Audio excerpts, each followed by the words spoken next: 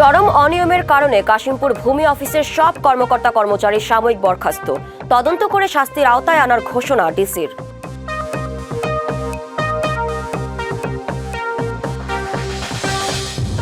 কিশোরগঞ্জে তিতাসের pipeline থেকে অবৈধ সংযোগ নিয়ে চালানো কারখানায় উচ্ছেদ অভিযান। ভেঙে ফেলা হলো চুল্লি, মজুদ চুনাপাথর জব্দ।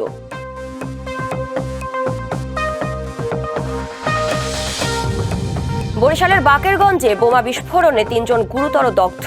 এলাকায় আতঙ্ক। মাগুরায় গ্যাস সিলিন্ডার বিস্ফোরণে প্রাণ গেল একজনের।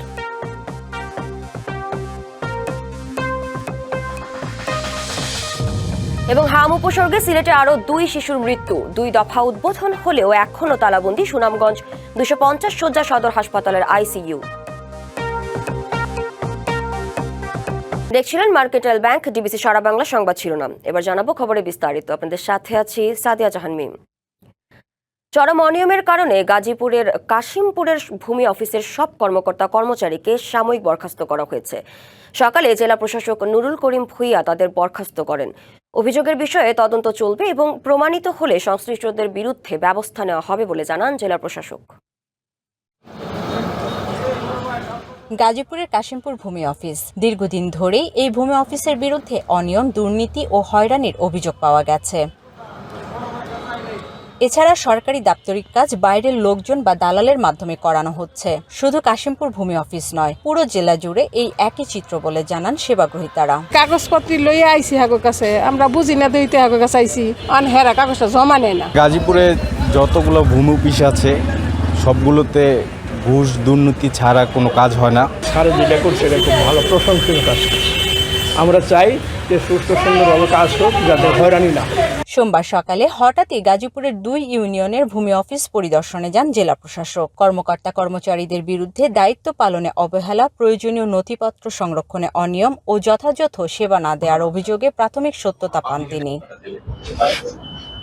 অনিয়মের সত্যতা পাওয়ায় ইউনিয়ন ভূমি অফিসের সহকারী কর্মকর্তা ওয়াজেদ আলী খান, অফিস সহকারী মোস্তফা কামাল, শফিকুল ইসলাম খান ও আব্দুল হালিমকে সাময়িক বরখাস্ত করা হয়। ওই অফিসে যারা আছেন তারা আমাদের কাছে মনে হয়েছে তারা কাজের জন্য উপযুক্ত নয়। তারা যে কাজগুলো করছে সেগুলো আসলে প্রকৃত নিয়ম মেনেই করছে না। যাদেরকে উপস্থিত পেয়েছি তারাও কাজের প্রপার হিসাব নিকাশ আমাদেরকে দিতে পারেনি। আমরা বলেছি ওখানে যে কয়জন কর্মকর্তা কর্মচারী আছেন সকলকে সাময়িক বরখাস্ত করার জন্য। জেলা প্রশাসক বলছেন, সরকারি সেবায় স্বচ্ছতা, জবাবদিহি এবং জনগণের ভোগান্তি কমাতে এ পদক্ষেপ নেওয়া হয়েছে। বেশ কয়েকটি ভূমি অফিস দেখব। তার প্রথম পদক্ষেপ হিসেবে আমরা কাশিমপুর ইউনিয়ন ভূমি অফিস পরিদর্শন করে প্রাথমিক পর্যবেক্ষণে যেটি আমাদের কাছে গুরুতর অভিযোগ মনে হয়েছে সেটি সত্যি কিনা, যদি সত্যি হয়ে থাকে আইন অনুযায়ী ব্যবস্থা হবে। পরে জেলা প্রশাসক শফিপুর ইউনিয়ন ভূমি অফিস পরিদর্শনে যান। সেখানেও অনিয়মের অভিযোগে তহসিলদারকে সতর্ক করেন। এদিকে গাজীপুর জেলার সব ভূমি অফিসের কর্মকর্তা কর্মচারীকে বরখাস্ত করা হয়েছে। সামাজিক যোগাযোগ মাধ্যমে এমন দাবি ছড়িয়ে পড়ে, তবে বাস্তবে এই ব্যবস্থা শুধু কাশিমপুর ভূমি অফিসের ক্ষেত্রেই নেওয়া হয়েছে। Mahmuda Sikdar, DBC news, Gazipur. তীব্র গ্যাস সংকটে বিপর্যস্ত শিল্পনগরী নরসিংদীর জনজীবন। উৎপাদন ব্যাহত হচ্ছে শিল্প কারখানায়, বাসা বাড়িতে জ্বলছে না চুলা। সিএনজি ফিলিং স্টেশনগুলোতে দীর্ঘ লাইনে ঘন্টার পর ঘন্টা অপেক্ষা করছেন চালকরা। আর মিল বন্ধ থাকায় শ্রমিকদের মজুরি ও অন্যান্য খরচ মেটাতে গিয়ে প্রতিদিন লাখ লাখ টাকা লোকসান গুনতে হচ্ছে শিল্প মালিকদের। টানা 2 সপ্তাহ ধরে এমন সংকটে ক্ষুব্ধ সবাই। সকাল 7টার মধ্যেই নিভে যায় গ্যাসের চুলা, শুরু হয় অপেক্ষা। বিকালে গ্যাস ফিরলেও প্রেসার না থাকায় চুলা জ্বলে মোমবাতির শিখার মতো। রান্না শেষ হতে হতে রাত। নরসিংদীতে এভাবেই চলছে গৃহিণীদের দৈনন্দিন জীবন। যথাসময়ে রান্না না হওয়ায় বাড়তি পরিশ্রমের সাথে পোহাতে হচ্ছে সীমাহীন দুর্ভোগ। টানা 2 সপ্তাহ ধরে গ্যাসের এমন সংকটে ক্ষুব্ধ গৃহিণীরা। স্কুলে পড়াইতে হয়, কিন্তু আমাদের গ্যাস একবারের জায়গায় 3বার আমরা সুইচ দিলেও গ্যাস আসে না। তো এই ভোগান্তি আমরা অনেক দিনের করতে আছি। আমরা সকাল নাস্তা খাইতে পারি না, এক কাপ চাও আমাদের কপালে জোটে না। যে চা করে দিব ওই ব্যবস্থাটা বাসায় নাই। ছোট ছোট বাচ্চা পাখায় কোনো কিছু রান্না করতে পারতেছি না, নিজেরাও রান্না করতে পারতেছি না, খেতে পারতেছি। এদিকে শত শত টেক্সটাইল ও ডাইং মিল সহ বিভিন্ন মাঝারি ও ভারী শিল্প কারখানাগুলো গ্যাসের অভাবে অচল হয়ে পড়েছে।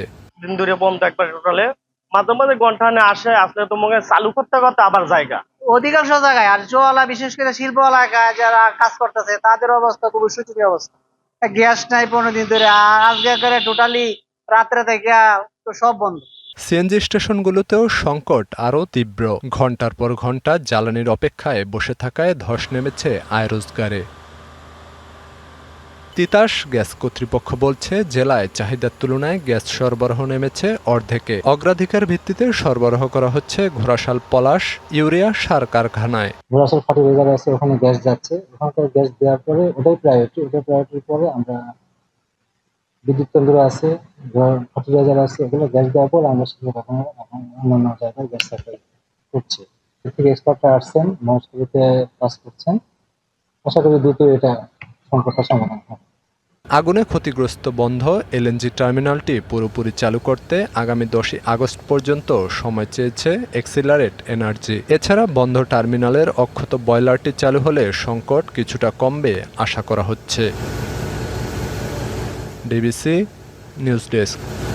মাগুরা সদর উপজেলার ভায়না এলাকায় গ্যাস সিলিন্ডার বিস্ফোরণে শিবলু মুন্সি নামে এক ব্যক্তি নিহত হয়েছেন। পুলিশ জানায়, নিহত শিবলু মুন্সি বেশ কিছুদিন ধরে মানসিকভাবে অসুস্থ ছিলেন। প্রাথমিকভাবে ধারণা করা হচ্ছে তিনি নিজেই ঘরে আগুন লাগান। পরে ঘরে থাকা 2টি গ্যাস সিলিন্ডারে আগুন লেগে বিস্ফোরণের ঘটনা ঘটে। স্থানীয়রা বিষয়টি টের পেয়ে পুলিশ ও ফায়ার সার্ভিসে খবর দিলে তারা ঘটনাস্থলে পৌঁছে আগুন নিয়ন্ত্রণে আনে। পরে আগুনে পুড়ে যাওয়া শিবলু মুন্সির মরদেহ মাগুরা 250 শয্যা সদর হাসপাতালের অস্থায়ী মর্গে পাঠানো হয়। এ ঘটনায় মাগুরা সদর থানায় একটি অপমৃত্যুর মামলা করা হয়েছে।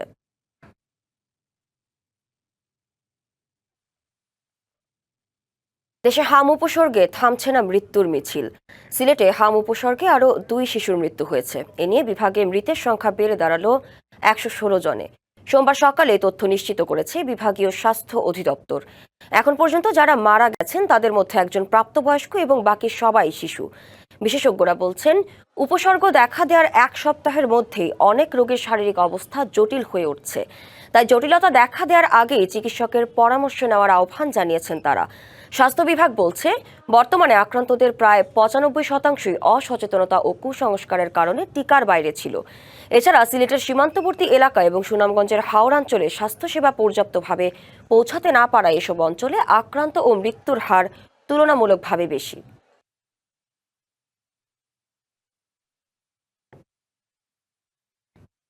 করোনা মোকাবিলায় নির্মিত, পরে হাম ডেডিকেটেড ইউনিট হিসেবে নাম বদল। কাগজে কলমে 2 দফা উদ্বোধন হলেও রোগীর জন্য এখনও খোলেনি সুনামগঞ্জ 250 শয্যা বিশিষ্ট সদর হাসপাতালের আইসিইউ ইউনিট। ফলে জরুরি ও সংকটাপন্ন রোগী নিয়ে ছুটতে হচ্ছে সিলেট সহ অন্য জেলায়। হাসপাতাল কর্তৃপক্ষের দাবি, সংস্কার কাজ চলমান থাকায় আইসিইউ ইউনিট সচল করা সম্ভব হয়নি। সুনামগঞ্জের প্রধান সরকারি চিকিৎসা সেবা কেন্দ্র 250 শয্যা বিশিষ্ট জেলা সদর হাসপাতাল। হাওড়াধ্যুষিত অঞ্চলটির প্রায় 26 লাখ মানুষের উন্নত চিকিৎসার মূল ভরসাস্থল প্রতিষ্ঠানটি নানা সংকটে জর্জরিত। করোনা মহামারীর সময় হাসপাতালের 8ম তলায় স্থাপন করা হয় 10 শয্যার আইসিইউ ইউনিট, কেনা হয় অত্যাধুনিক সরঞ্জামও। 2023 সালে ইউনিটটি করোনা ডেডিকেটেড আইসিইউ হিসেবে উদ্বোধন করা হয়। একই ইউনিটকে হাম ডেডিকেটেড আইসিইউ হিসেবে পুনরায় উদ্বোধন করা হয় গেল 14 জুন। কিন্তু এখনও শুরু হয়নি রোগী ভর্তি কিংবা চিকিৎসা সেবা। জরুরি ও সংকটাপন্ন রোগী নিয়ে ছুটতে হচ্ছে সিলেট সহ অন্য জেলায়। নতুন তত্ত্বাবধায়ক এসেছেন, উনি বলছেন যে জনবলের অভাব থাকা অবস্থায় কিভাবে আইসিইউ উদ্বোধন হয় সেটা আমার প্রশ্ন। আমরা কর্তৃপক্ষের কাছে আহ্বান জানাচ্ছি সদর হাসপাতালের দিকে সুদৃষ্টি দেওয়ার জন্য। একটি আইসিইউ ইউনিট 2 বার উদ্বোধন করা হলেও চিকিৎসা সেবা দিতে না পারার ব্যর্থতার জন্য কর্তৃপক্ষ দোষছেন অবকাঠামোগত ত্রুটিকে। আমরা ফাংশনিং করতে গিয়ে আমরা কিছু অবকাঠামোগত ত্রুটি পেয়েছি, যার কারণে এটা কারেকশন চলতেছে। এটা কারেকশন হয়ে গেলেই আমরা আমাদের যন্ত্রপাতি সেটিং করে আমরা আইসিইউতে চালু করে দিব। প্রয়োজনীয় জনবল ও অবকাঠামোগত প্রস্তুতি সম্পন্ন না করে উদ্বোধনের মাধ্যমে মানুষের প্রত্যাশা বাড়ানো দুঃখজনক বলছেন সচেতন নাগরিকরা। সংকটগুলো যদি নিরসন না করা হয়, পর্যাপ্ত চিকিৎসক যদি নিয়োগ না দেওয়া হয়, তাহলে এই আইসিইউ যে বারবার উদ্বোধন করা হচ্ছে সেটা কোনো কাজে আসছে না, লোকজন সেবা পাচ্ছে না। সবাই মিলে যেন এই হসপিটালের দিকে নজর দেন এবং এখানে পর্যাপ্ত চিকিৎসক নিয়োগ দিয়ে যাতে আমাদের হাওরের মানুষের সেবা নিশ্চিত করে। চলতি বছর সুনামগঞ্জে হাম উপসর্গে 48 জনের মৃত্যু হয়েছে। প্রতিদিনই হাসপাতালে ভর্তি হচ্ছেন নতুন রোগী। তাই আইসিইউ ইউনিটটি দ্রুত চালু করার দাবি জেলাবাসীর। DBC news desk. বরগুনায় লোডশেডিং বন্ধ, সার্বক্ষণিক বিদ্যুৎ সরবরাহ সহ 7 দফার দাবিতে মানববন্ধন হয়েছে। সকালে প্রেসক্লাব চত্বর থেকে একটি বিক্ষোভ মিছিল বের করা হয়। মিছিলটি শহরের প্রধান সড়ক ঘুরে বরগুনা পাওয়ার ডিস্ট্রিবিউশন অফিসের সামনে গিয়ে শেষ হয়। সেখানে বিদ্যুৎ অফিস ঘেরাও করে বিক্ষোভ করেন তারা। বিক্ষোভকারীরা বলেন, ঘন ঘন লোডশেডিংয়ে বরগুনার মানুষের জীবন অতিষ্ঠ হয়ে পড়েছে। দেশের দ্বিতীয় বৃহত্তম মৎস্য অবতরণ কেন্দ্র পাথরঘাটা বিএফডিসি ঘাটেও বরফ উৎপাদন ব্যাহত হওয়ায় আর্থিক লোকসানে পড়েছেন হাজারো জেলে। আগামী 7 দিনের মধ্যে বিদ্যুৎ সমস্যার সমাধান না হলে বিদ্যুৎ অফিসে তালা ঝুলিয়ে দেওয়ার হুঁশিয়ারি দেন তারা। পরে প্রধানমন্ত্রী বরাবর স্মারকলিপি দেন বিক্ষোভকারীরা।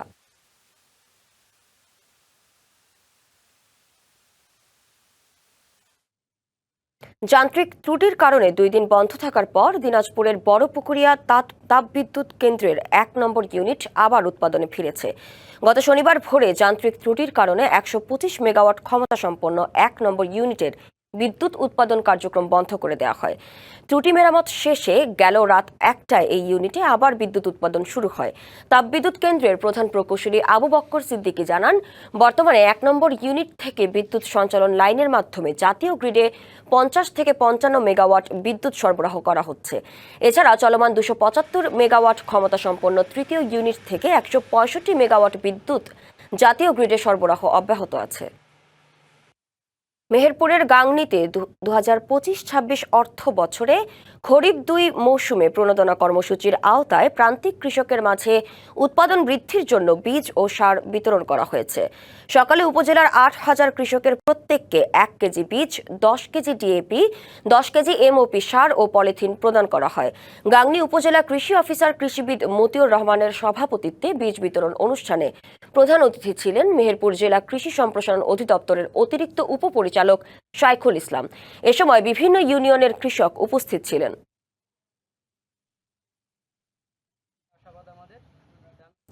নওগাঁ শহরের বেলকন চাল কলে দীর্ঘ সময় ধরে সুগন্ধি চাল মজুদ রাখার অভিযোগে 20,000 টাকা জরিমানা করেছে জাতীয় ভোক্তা অধিকার সংরক্ষণ অধিদপ্তর। দুপুরে অভিযান পরিচালনা করে ভোক্তা অধিকার সংরক্ষণ অধিদপ্তরের নির্বাহী ম্যাজিস্ট্রেট রুবেল আহমেদ এ জরিমানা করেন। ভোক্তা অধিকার সূত্রে জানা গেছে, বাজারে কৃত্রিম সংকট সৃষ্টি ও মূল্য অস্থিতিশীল করার আশঙ্কায় দীর্ঘ সময় ধরে সুগন্ধি চাল মজুদ রাখার অভিযোগের ভিত্তিতে ওই চাল কলে অভিযান চালানো হয়। অভিযোগের সত্যতা পাওয়ায় সংশ্লিষ্ট প্রতিষ্ঠানকে 20,000 টাকা জরিমানা করা হয়। এ ধরনের অনিয়ম রোধে ভবিষ্যতেও নিয়মিত অভিযান অব্যাহত থাকবে বলে জানিয়েছেন সংশ্লিষ্ট কর্মকর্তারা। ডিবিসি সারা বাংলায় এই ছিল এখনকার মতো। ডিবিসি নিউজের সংবাদগুলো পড়তে ভিজিট করুন dbcnews.tv আর ভিজিট করুন ডিবিসির ফেসবুক পেজ এবং ইউটিউব চ্যানেল। ডিবিসির সঙ্গেই থাকুন।